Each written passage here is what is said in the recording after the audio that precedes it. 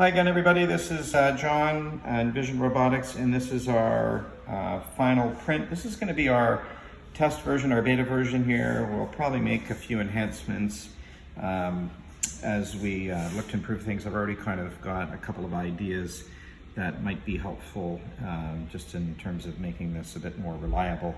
But I'm pretty happy with how the first print came out. I'm going to set it up here in a second and you can watch it fire. I haven't tested it yet, so we'll see how it goes. Okay, back. I'm going to aim it against the wall. I'm just here by myself today.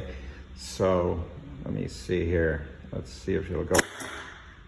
Whoa, that's pretty good. You got really good distance out of that one. Okay, this is our second test shot, and I said I'm already looking for ideas to improve this here. You know, what we could have is a catapult arm with 2 or 3 ball holders. That'd be a lot of fun, so you fire those all at once. And even just on the end here, just a little bit of an extension that we could use to hold it down. So here we go. This is the second shot.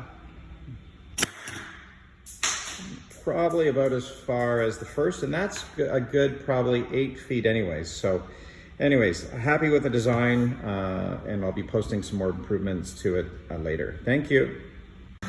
Hi everybody, this is John from Envision Robotics. We're working on another project at the studio with 3D design and 3D printing. This is a Catapult. The Catapult arm, as you can see in blue, is actually printed on a different printer, but I'm just putting it here for scale.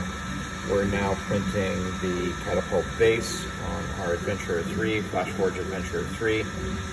We've got about 20 minutes left of that, and then I have a little axle, little pin that we're going to use that's also being printed. So thought I'd give you guys a little sneak peek before I post the video of it in action. Thank you.